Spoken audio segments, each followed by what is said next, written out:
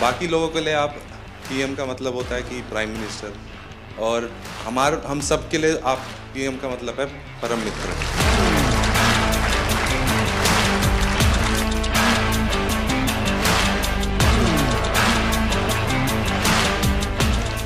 शीतल की सिग्नेचर मिल जाएगी आज मुझे। जाने से पहले आप जब सबसे बात करते हो और फिर आने के बाद सबसे मिलते हैं, आई थिंक सारे मेडलिस्ट, सारे एथलीट यही सोचते हैं कि हमें यही मौका मिले। सर, लोग पैरा को अभी तक अपनाए नहीं जिस तरह आपने अपनाया है। मैं बहुत लोग को बोलता है हमारा ब्रांड एम्बेसडर कौन है, हमारा मोदी जी हमारा ब्रांड एम्बेसडर।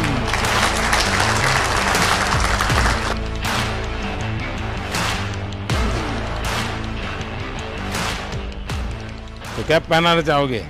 तो मैं यहाँ बैठता हूँ, तुम पहनाओ। तुम मुझसे बड़े हो, दिखाई दे।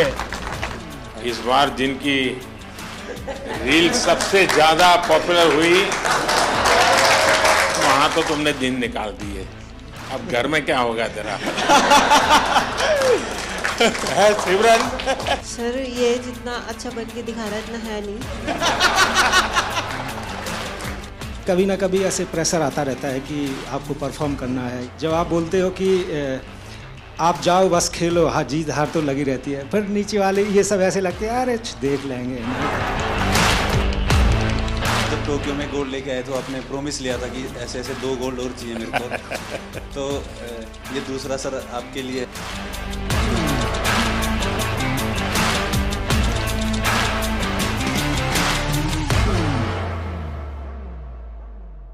आज मुझे आपको सुनना है, आप लोगों के क्या अनुभव रहे, वहाँ सबसे मिलते होंगे, कुछ न कुछ अच्छी बातें हुई होगी, वो मैं जरा सुनना चाहता हूँ। सर नमस्ते, हर हर महादेव सर। हर हर महादेव। सर, मैं ब्लाइंड जूडो से कपिल परमार 60 केजी खेलता हूँ सर, और मेरा एक्सपीरियंस ये रहा कि मैंने बहुत ज़्यादा कंपटीशन खेल लिए थे। 2021 से लेके तो मैं 16 कंपटीशन खेले सर, जिसमें मेरे 14 में मेडल थे, जिसमें 8 में मेरे गोल्ड थे, ब्राउन, सिल्वर। एशियन गेम में भी मेरा सिल्वर था, वर्ल्ड गेम में ब्रॉन्ज था, और वर्ल्ड चैम्पियनशिप ब्रॉन्ज था। तो सर मेरा डर निकल गया था, ओलंपिक का इतना प्रेशर नहीं था क्योंकि मैंने कंपटीशन बहुत ज़्यादा खेल लिए थे सर। तो सर मेरा एक्सपीरियंस ये है कि थोड़ा सा प्रेशर था। तो हमारे देवेंद्र भाई साहब, झांझड़िया जी भाई साहब ने मेरे से एक बात बोली थी कि अपने को अपना बेस्ट देना है। बोला था कि जो आप प्रैक्टिस में करते हो वही आपको करना है। और सर मेरे कोच हैं, उनका भी, मेरे मनोहर अंजार जी, उनका बहुत आशीर्वाद दिया, क्योंकि हम लोगों को संभालना मुश्किल ही नहीं नामुमकिन है। क्योंकि सर हम हर कहीं टकरा जाते हैं और कोई हमसे आके टकरा जाता है। तो मैं उनसे पूछता हूँ कि आप ब्लाइंड हो कि मैं ब्लाइंड हूँ। सर बहुत बार ऐसा होता है, तो बस सर के हाथ पकड़ के चलते, हाथ पकड़ के आते हैं, वो थोड़ा बहुत जो दिखता है उसमें अपना काम कर लेते हैं सर। और सर आपका बहुत आशीर्वाद रहा। अच्छा कपिल, उस दिन तुमने मुझे बताया कि स्टेडियम में से कपिल कपिल कपिल इतनी आवाज आ रही थी। जी सर। तो मैं मेरे कोच की सूचनाएं सुन नहीं पा रहा था। वो मैं एक्चुअली एक्सपीरियंस करना चाहता हूँ, कैसे आपके कोच कहाँ है सर? हाँ जरा बताइए क्या मुश्किल होता है। सबसे अहम बात है ब्लाइंड जूडो में कि जो इंस्ट्रक्शन हम लोग बाहर से देते हैं, जो इनको सिखाया जाता है, उसमें हम लोग एक कोडिंग करते हैं कि जब हम जाएंगे तो ये बोलेंगे तो तुम्हें ये करना है, क्योंकि वहाँ दिखता तो है नहीं कुछ। तो उस दिन हमारे 2 मैट एरिया थे। एक मैट पे हमारी बाउट चल रही थी फाइट, और दूसरे पे जो है वो फ्रांस की फाइट चल रही थी। और फ्रांस की फाइट में इतना शोर हो रहा था, करीब 15 से 18 हज़ार दर्शक वहाँ थे। तो जिसकी वजह से जब ये सेमीफाइनल खेलने गए तो जो मैं बोल रहा था वो ये नहीं समझ पा रहे थे। और डेफिनेटली क्योंकि सेमीफाइनल का एक प्रेशर था, और जो खिलाड़ी था ईरान का, उससे पहले ये फाइनल में एशियाई खेलों में हारे थे, तो यकीनन उसका भी प्रेशर होगा। तो इस वजह से ये उस दिन हमें भारत के लिए गोल्ड मेडल नहीं ला पाया। तो सामने का जो कोच होगा वो भी अपने प्लेयर को इसी प्रकार से सूचना करता होगा? जी जी, वो भी। अब ये डिपेंड करता है कोच टू कोच कि वो, जैसे हमारा इनका टाइप, जो भी हमारे कोचेज और जो खिलाड़ी उनके साथ ये है कि हम लोग ये देखते हैं कि कौन किस तरीके से सिखाता है, तो हम डिफरेंट उसकी जो है सोच में मतलब कोच को भी औरों से अपने आप को अलग सीक्रेट रखना पड़ता रखना पड़ता है, बिल्कुल बिल्कुल। अच्छा। क्योंकि वही चीज़ हम कहेंगे वो कहेगा तो फिर नहीं समझ अच्छा, पाएगा। आपको अगर इसको कहना है कपिल को जी कि कपिल बाएं ओर से ठोको, तो क्या बोलेंगे आप?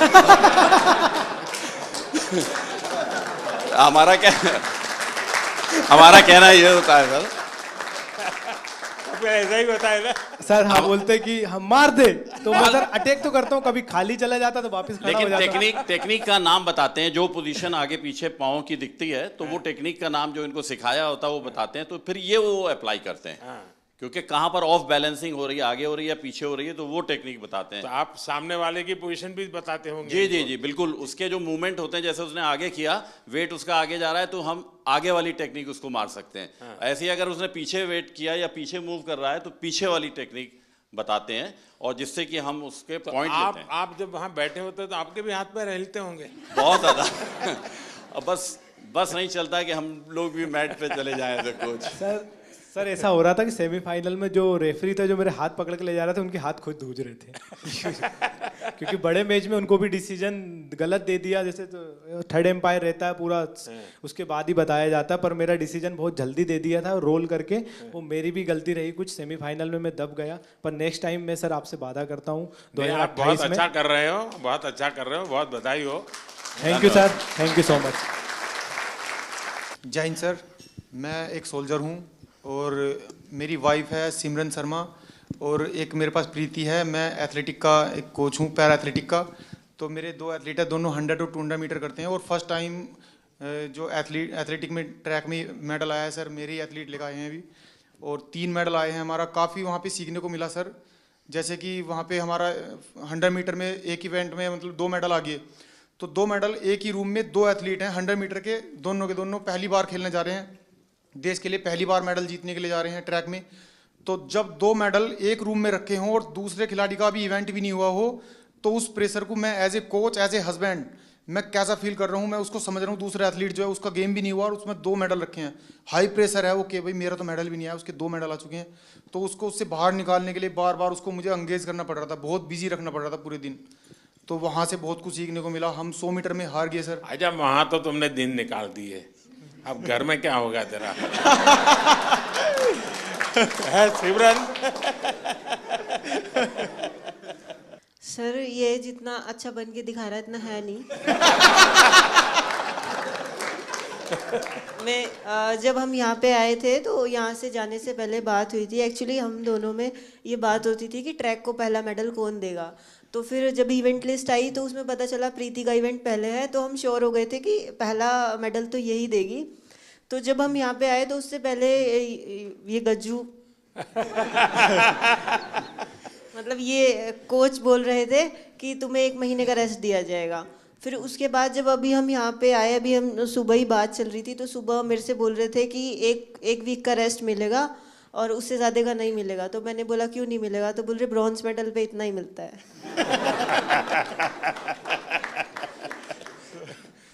अब तुझे खाना नहीं मिलेगा।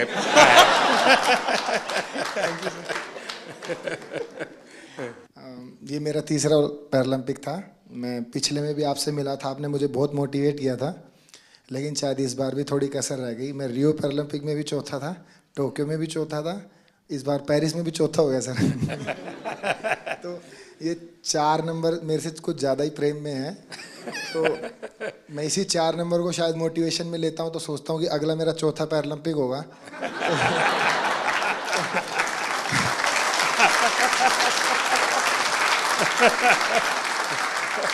तो शायद चौथे में मैं कुछ करूं। और जैसे कि सर मैं अपने आप को फेलियर तो नहीं कहूँगा, जैसे कि मैं पैरा की हिस्ट्री में, ना कि इंडिया की में, all over the world para की हिस्ट्री में मैं अकेला ही ऐसा एथलीट हूँ जो इतने बड़े इवेंट में इतनी बार ऐसे रहा है।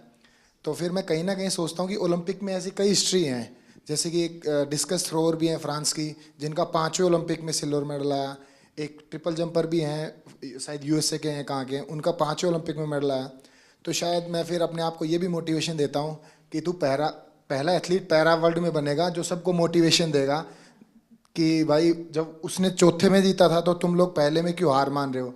यहाँ कुछ एथलीट्स ऐसे हैं जैसे कि ये गुड़िया है, ये 4th हैं, काफ़ी लोग 4th हैं, तो ये निराश हो रहे हैं। तो मैं इसमें भी थोड़ा ठीक फील कर रहा हूँ कि इनके कोचेस ऐसे कह रहे हैं, उसको देख लो। मतलब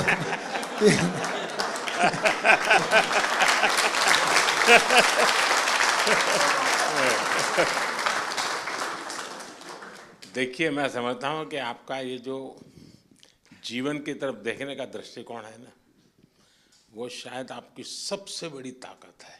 आप तो एक नया लॉजिक निकालो कि मैंने दुनिया को इतना दिया है कि मेरे रहते हुए अब तक 9 लोगों को आगे किया है मैंने, चौथे पर रह करके।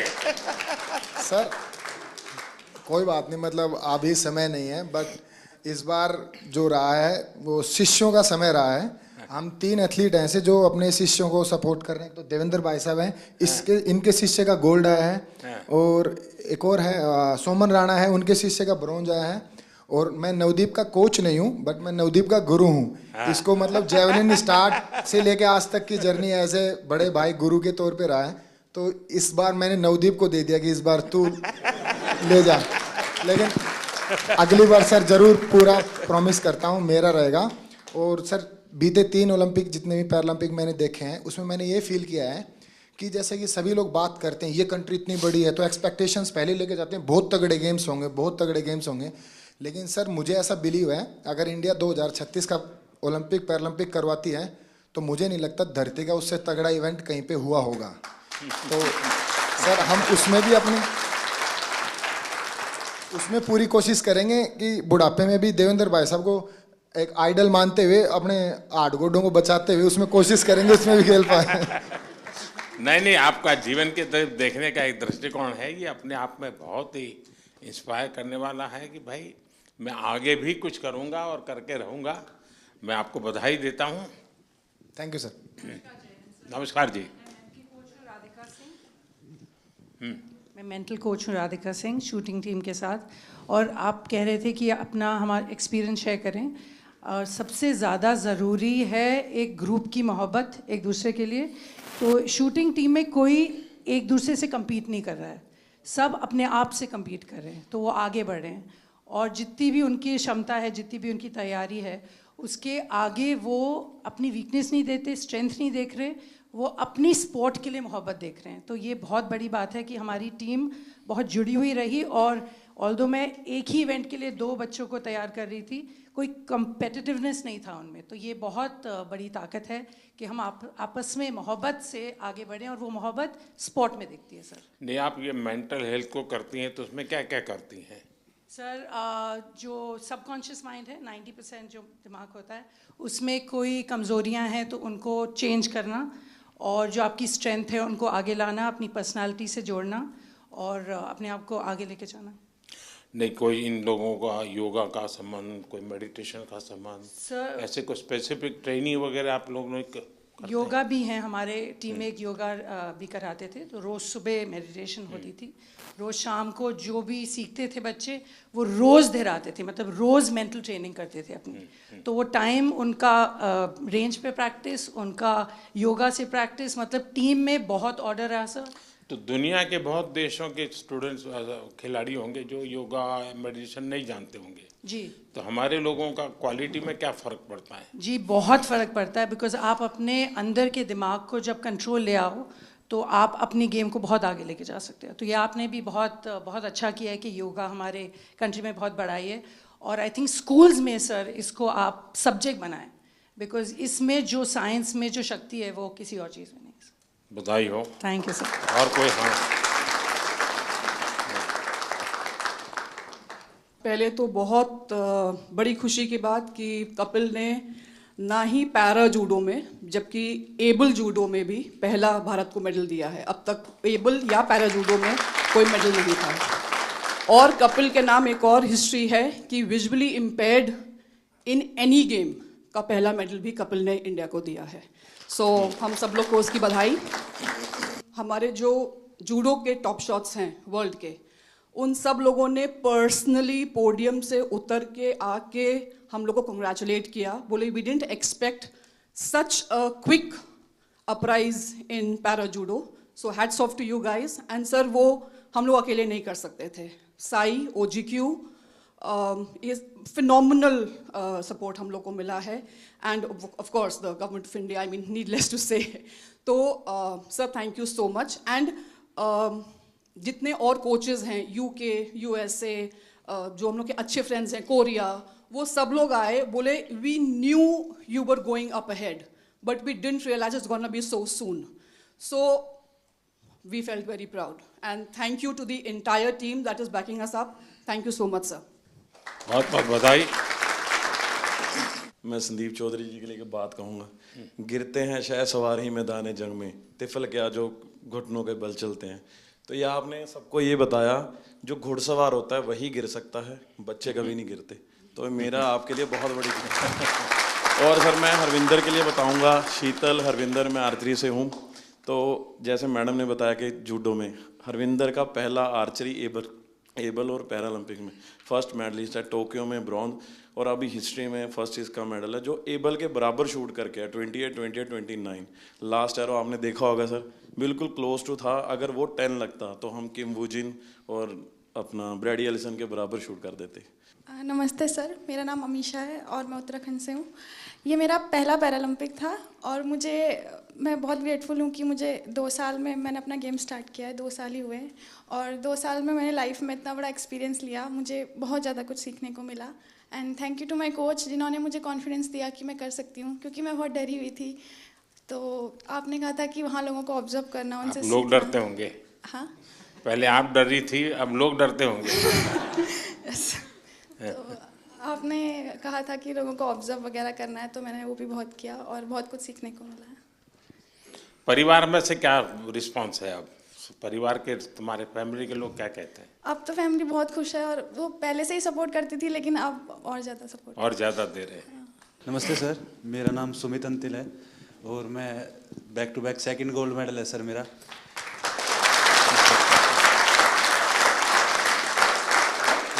मेरे को अभी याद है सर, जब टोक्यो में गोल्ड लेके आए तो आपने प्रॉमिस लिया था कि ऐसे ऐसे 2 गोल्ड और चाहिए मेरे को। तो ये दूसरा सर आपके लिए है, क्योंकि उसके बाद में जैसे जब पैरालंपिक से पहले हम काफ़ी नर्वस थे, क्योंकि मैं आर्टिकल्स पढ़ रहा था कि हर तरफ मोस्ट फेवरेट एथलीट जो गोल्ड मेडल को डिफेंड करेगा, तो कुछ नाम आ रहे थे सर, उसमें मेरा भी नाम था। बट जब 20 अगस्त को आपसे बात हुई तो वही पल याद आ गया सर टोक्यो वाले, कि अब की बार फिर से अच्छा करना है। और हमारे साथ में मेरी पूरी टीम है सर, मेरे फिजियो, मेरे कोच, जो आप, हम सभी की तरफ से सर आपका बहुत बहुत धन्यवाद। क्योंकि हमें ये लगता है सर कि मेडल लेके आएंगे तो आपसे मिलेंगे, आपसे पर्सनली बात करेंगे, तो बहुत बहुत धन्यवाद सर आपका। जैसे हम सारे लोग मोस्टली स्पॉन्सर्ड एथलीट हैं गवर्नमेंट से, डिफरेंट ऑर्गेनाइजेशन से, तो वहाँ से कभी ना कभी ऐसे प्रेशर आता रहता है कि आपको परफॉर्म करना है, ये सारी चीज़ें। जब आप बोलते हो कि आप जाओ बस खेलो, हाँ जीत हार तो लगी रहती है, पर नीचे वाले ये सब ऐसे लगते हैं अरे देख लेंगे इन्हें, क्या जाता है। और जब अपने देश का प्रधानमंत्री हमें मोटिवेट कर रहा है तो ये बहुत छोटी चीज़ लगने लगती है। और लास्ट टाइम सर मैं आपसे बात की थी, मैं टोक्यो उतना अच्छा नहीं रहा था मेरा, उसमें मेरा 8वां रैंक रही थी। फिर मैंने आपसे एक क्वेश्चन पूछा था कि आप जब विदेशी जगह पे जाते हैं आपका एक्सपीरियंस कैसा रहता है, आप नर्वस फील करते हैं, क्या करते हैं? तो जो आपने जवाब दिया था कि आपके साथ आप पूरा देश एज ए रिप्रेजेंट करते हो तो आपको कॉन्फिडेंस, ये सारी चीज़ें, तो इन्हीं सब चीज़ों के साथ आज इस बार मैं भी गया था, तो सारी चीज़ें हमें ऐसे एकदम कॉन्फिडेंस दे रही थी। वो सब लास्ट टाइम जैसा प्रेशर नहीं था, मैं अपने आप को कॉन्फिडेंट फील कर रहा था। और हमारी टीम ने, गवर्नमेंट ने, हमारे कोच साहब ने, सब लोगों ने बहुत अच्छा सपोर्ट किया और ये कॉम्पिटिशन खेल के सर बहुत मज़ा आया sir. Thank you sir. Sir नमस्कार। जो मैंने 16 साल से तपस्या की थी और कहीं ना कहीं मेरा स्टूडेंट है धर्मवीर, जिसका गोल्ड मेडल आया है। हम दोनों आपस में एक दूसरे के कंपटीटर भी हैं और उसको मैं खुद ट्रेनिंग करा के लेके आया। तो कहीं ना कहीं आपसे बात हुई थी 20 तारीख को, तो ये लगा था कि बहुत पॉजिटिव एक वाइब आई थी कि आपको अपना बेस्ट करना है। और एक कोच के लिए इससे बड़ी बात नहीं हो सकती कि हम, शायद मैं अकेला ही एथलीट होऊंगा वर्ल्ड में जो अपने स्टूडेंट के साथ कंपटीशन कर रहा था ग्राउंड में। और कहीं ना कहीं मेरी तपस्या सफल हुई सर धर्मवीर के मेडल से। और इसमें बहुत बड़ा कंट्रीब्यूशन रहा सर हम लोगों की टीम में, क्योंकि हमारी सबसे सीवियर डिसेबिलिटी है। तो साई ने और मिनिस्ट्री ने जो डिसीजन लिए, हम लोगों के सपोर्टिंग स्टाफ में आदमी बढ़ा के वहाँ बल्कि 33% का ही रेशो था कि 33% ही लोग अंदर रह सकते हैं सपोर्टिंग स्टाफ में। तो देवेंद्र भाई जी ने बहुत अच्छा डिसीजन लिया, उसको रोटेशन में करते रहे। जब हमारे इवेंट आए, हमारे लोगों को अंदर ले आए और दूसरे लोगों को बाहर कर दिया, तो बहुत अच्छा कम्बिनेशन हुआ उसका। और यही फ़ायदा हुआ कि सर हमारे इतने मेडल आए। साई का भी जैसे हमारे खाने का था, वहाँ इंडियन फूड की बड़ी प्रॉब्लम थी और वेजिटेरियन के लिए बड़ी दिक्कत थी।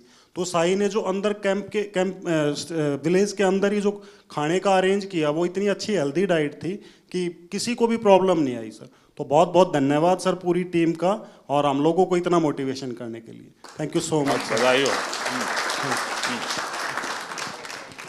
एशियन गेम्स में मैं पार्टिसिपेंट रह गई थी, मेडल नहीं जीत पाई थी।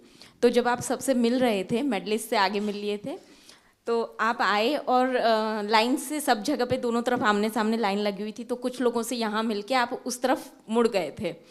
तो बहुत नज़दीक से मैंने आपको देखा, लेकिन मिल नहीं पाई, बात नहीं हो पाई। तो वो अंदर एक टीस थी कि अब दोबारा तो मिलना ही है।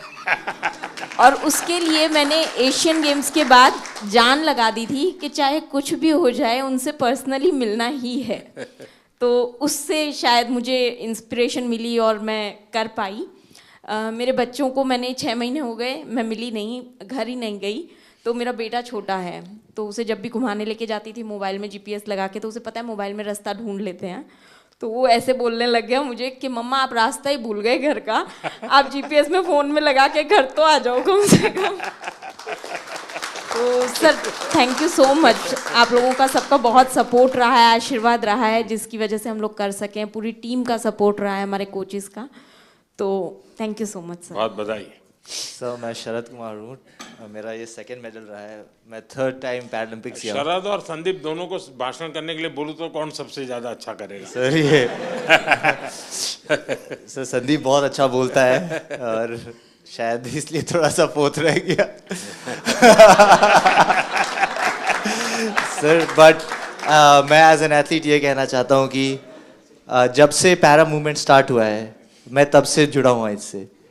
और आज जिस लेवल पे सारे एथलीट्स हैं, मुझे खुद प्राउड फीलिंग होता है इन सबको, जिस तरह सब जाते हैं, कोचेस, फिजियोथेरेपिस्ट, सब एक टीम। जब अब हम लोग बाहर जाते हैं तो इंडिया को अब ऐसे लोग देख रहे हैं कि ये पहले सोचते थे ये आगे आ सकते हैं, लेकिन अब पैरा में इन्होंने कैटेगराइज कर दिया कि इंडिया एक स्पोर्टिंग नेशन ऑलरेडी है।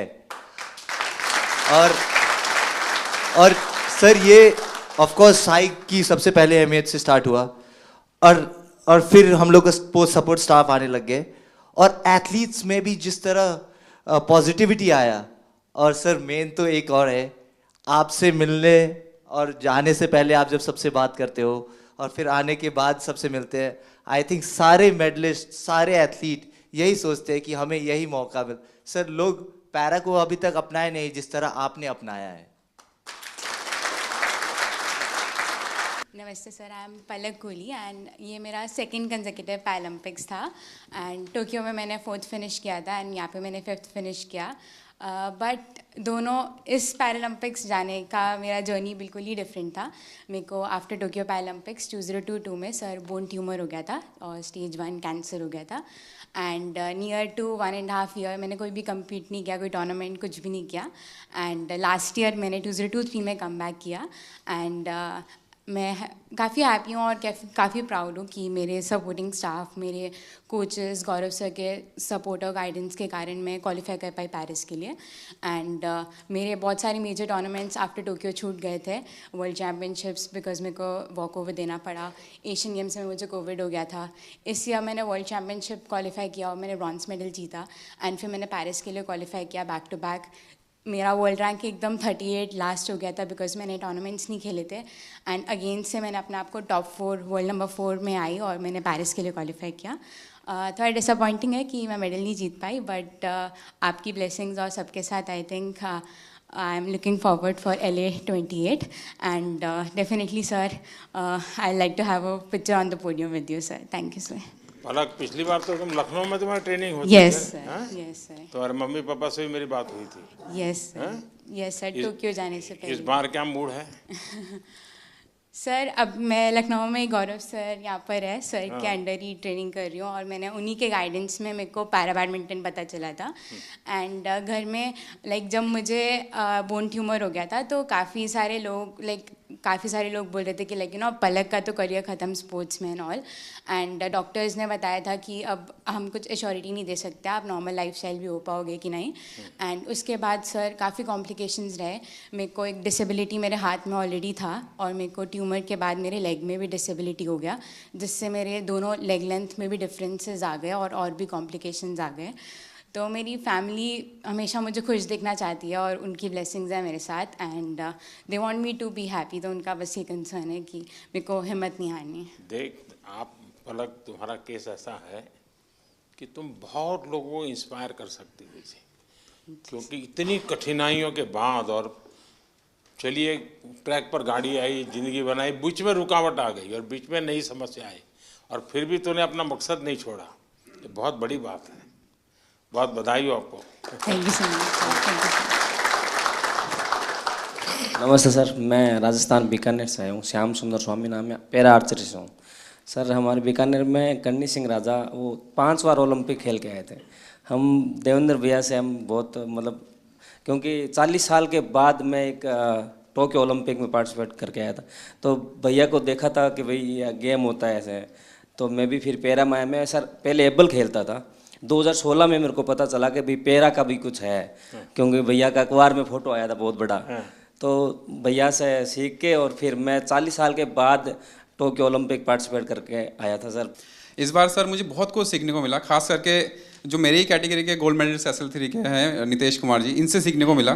सर पूरे लाइफ में जिनसे वो जीते, एक बार भी उनसे मैच इससे पहले नहीं जीते थे और उनकी वजह से, जबकि मैं उनको हरा चुका हूँ और मुझे उनसे सीखने को मिला है कि अगर वो कर सकते हैं तो मैं ज़रूर उनको दोबारा हरा सकता हूँ और इवन पूरे वर्ल्ड में सबको हरा सकता हूँ।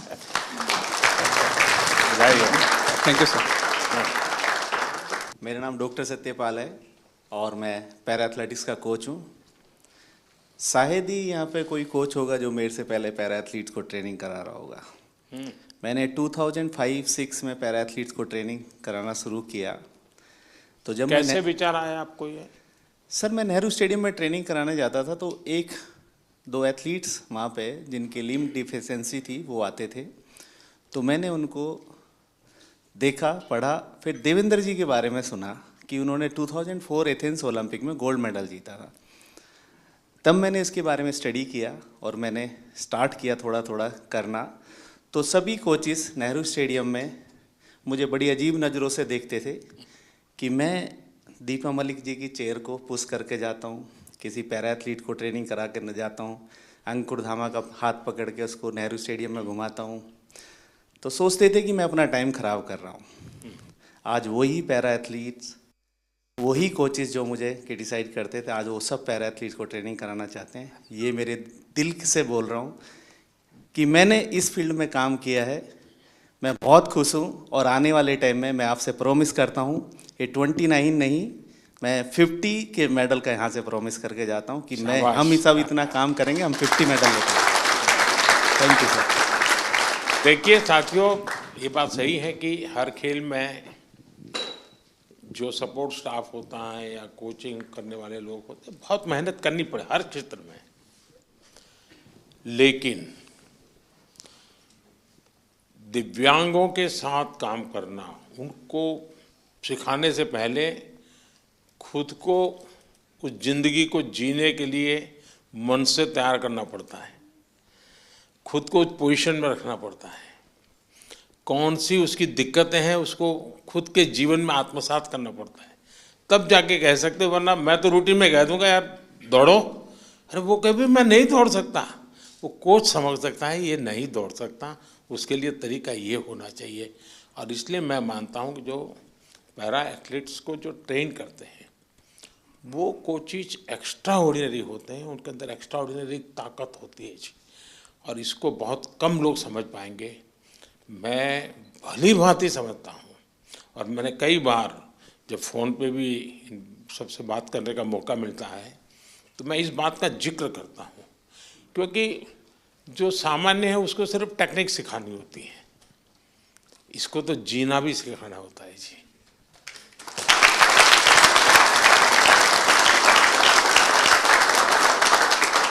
इसलिए ये वाकई बहुत बड़ी साधना है जी, और इसलिए मैं तो मानता हूँ कि आप जो साथी ये काम कर रहे हैं वो सबसे ज़्यादा अभिनंदन के अधिकारी हैं। सर अभी मैं इंटरनेशनल कंपटीशन में जाने का स्टार्ट करके 30 साल हो गया। इवन एथलीट, एडमिनिस्ट्रेटर, हम एक टाइम में एक भी फ्लैग नहीं देखता था, अभी इंडिया का फ्लैग हमको दिखने का स्टार्ट हो गया। हमारा खिलाड़ी का भी एक पैरा स्पोर्ट्स का वजह से हम मेडल जीत सकता बोल के आ गया। हम लोग कब पार्टिसिपेट करता था, उस टाइम में सोचता था पार्टिसिपेट करना है, अभी वो कॉन्सेप्ट चेंज हो गया। एंड अगेन आपको मैं बहुत धन्यवाद बोलता सर। मैं बहुत लोग को बोलता है हमारा ब्रांड एम्बेसडर कौन है, हमारा मोदी जी हमारा ब्रांड एम्बेसडर है।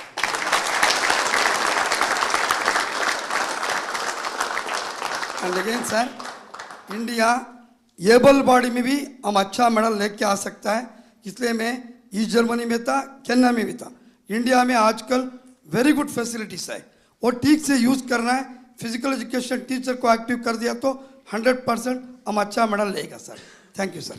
सर मेरा नाम निशाद कुमार है और मैं T47 हाई जंप से हूँ और मैंने बैक टू बैक पैरालंपिक्स में सिल्वर मेडल जीता है। सर मैं अपना एक्सपीरियंस शेयर करना चाहता हूँ कि जब मैंने हम टोक्यो के लिए टीम वहाँ पहुँची थी तो वहाँ कोविड था, तो उस टाइम ऑडियंस के बगैर हमने कॉम्पीट किया था।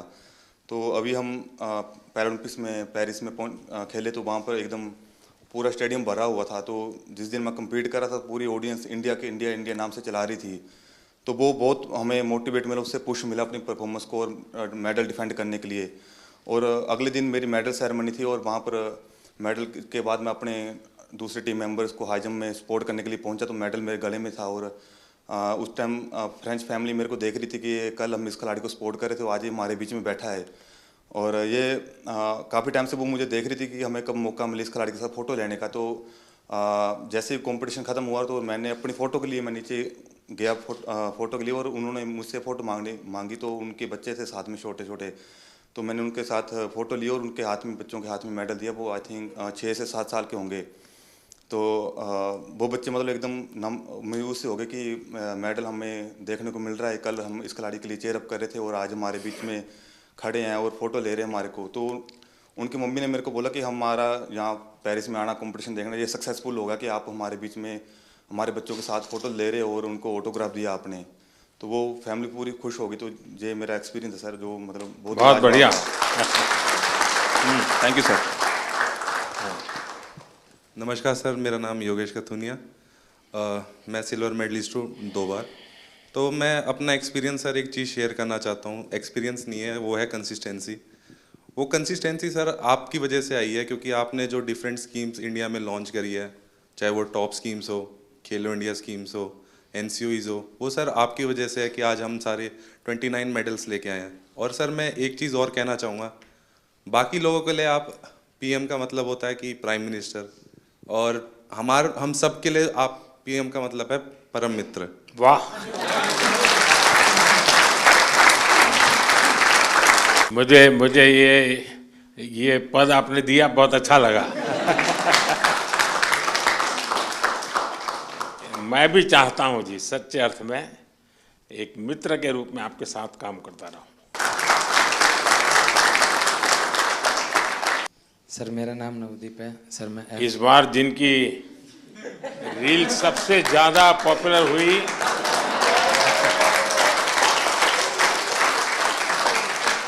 एक आप है, दूसरा शीतल है।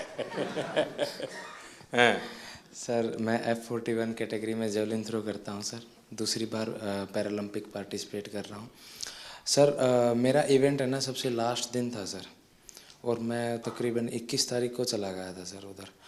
तो जैसे ही मेडल आने शुरू हुए ना सर, तो एक मन में घबराहट होनी शुरू हो गई थी कि सबके आ रहे, मेरा क्या होगा।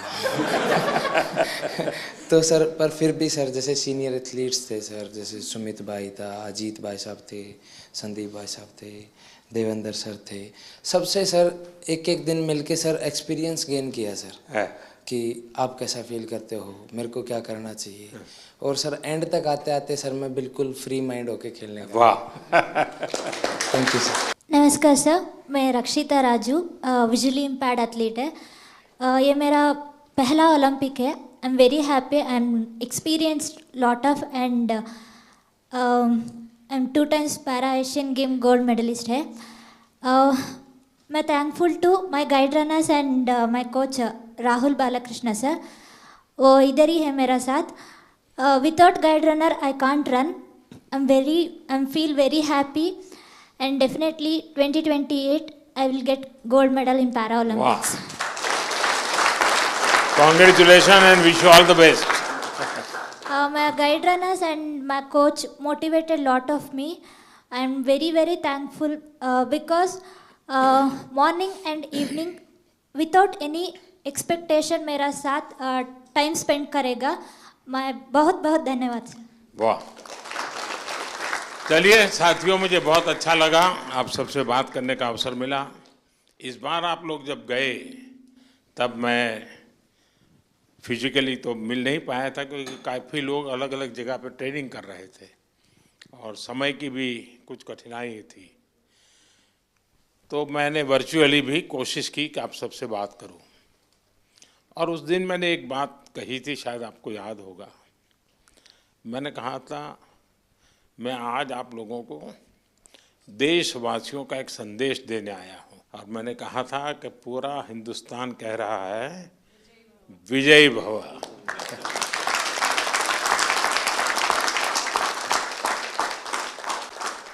आपने देशवासियों की जो भावना थी ना, उसको बराबर मन में ले लिया कि नहीं, देश चाहता है हम करेंगे. मैं समझता हूँ ये अपने आप में बहुत बड़ी बात है. दूसरा मैं देख रहा हूँ क्योंकि मैं आप लोगों के साथ ज़रा ज़्यादा जुड़ा हुआ हूँ, आपके यहाँ शायद परमात्मा ने कोई एक्स्ट्रा क्वालिटी दी है, ऐसा मैं अनुभव कर रहा हूँ.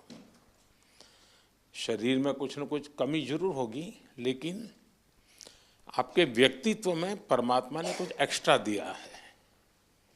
और वो मैं देख रहा हूँ कि आपने शायद व्यक्तिगत जीवन में इतनी कमियों से गुजारा किया है, उसको संघर्ष किया है, खुद की सहज वो ट्रेनिंग भी हुई है.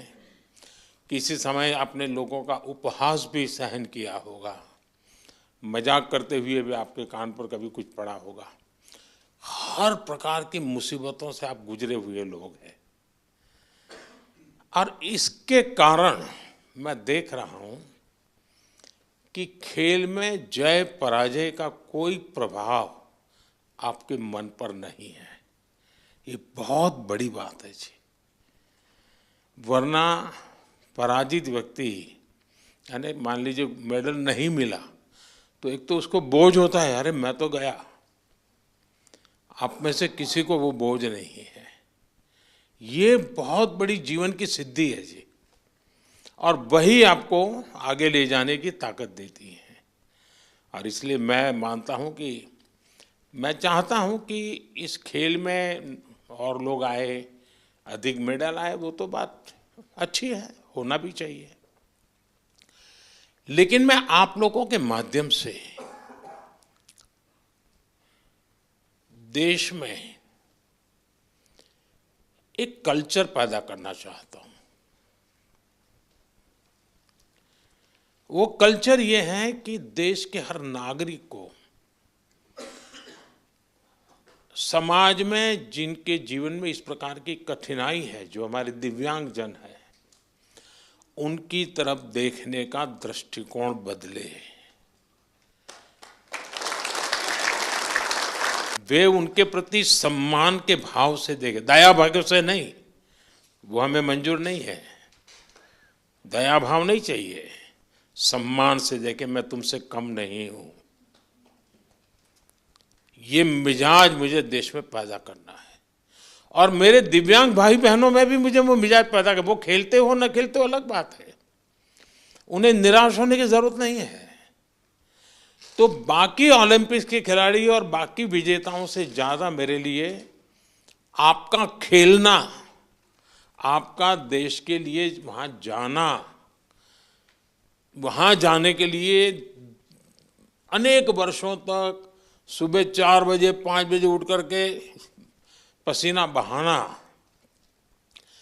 ये मेहनत कभी भी बेकार नहीं जाएगी, मैं आपको विश्वास देता हूं।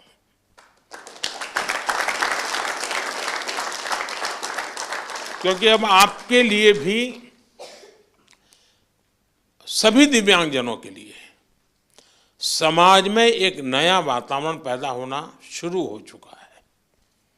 व्यवस्थाएं भी विकसित हो रही हैं। हर एक को लगता है कि अरे भाई मुझे भी तो हेल्प करनी चाहिए, मुझे साथ रहना चाहिए। मैं बैठा हूँ, वो खड़े हैं, मैं खड़ा हो जाऊँ, उनको बिठा दूँ, यानी बदलाव आता है। तो आप जो ये कंट्रीब्यूशन कर रहे हैं वो एक पूरे समाज के मन को बदलने का आपका कंट्रीब्यूशन है। सिर्फ मेडल नहीं, मेडल से ज़्यादा आप माहौल बदल रहे हैं।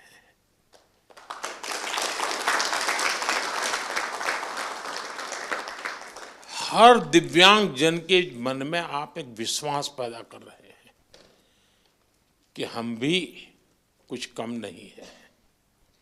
और मैं मानता हूं कि हमने इस चीज को उसी रूप में करना है। आखिरकार मेडल की संख्या, आजकल तो युग ही ऐसा है कि इन चीजों को काउंट किया ही जाता है। लेकिन 140 करोड़ का देश आज जिस जज्बे के साथ खड़ा हुआ है, खेलने के लिए नहीं, जीतने के लिए जा रहे हैं। मैं एक पार्टिसिपेंट हूं ऐसा नहीं है, मैं एक परफॉर्मर हूं। ये जो मिजाज है ना, वो देश की ताकत बनता है। और आप देश की उस ताकत में नई ऊर्जा भरते हैं। तो मेरी तरफ से आप सबको बहुत बहुत बधाई। सबका मूड देख करके मुझे अच्छा लगा।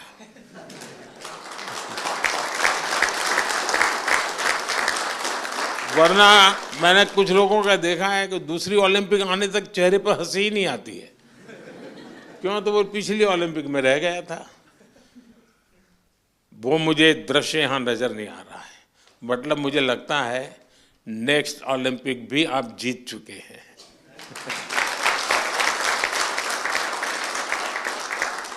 ये आपके आंखों से मैं पढ़ पा रहा हूँ, आपके अंदर जो विश्वास वो मैं देख पा रहा हूँ। तो साथियों, मेरी तरफ से बहुत शुभकामनाएं हैं, बहुत बधाई, धन्यवाद।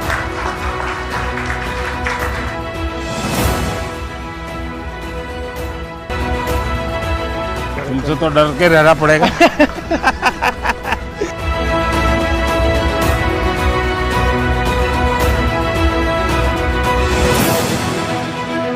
वणक्कम, बहुत अच्छा किया इस बार। हाँ,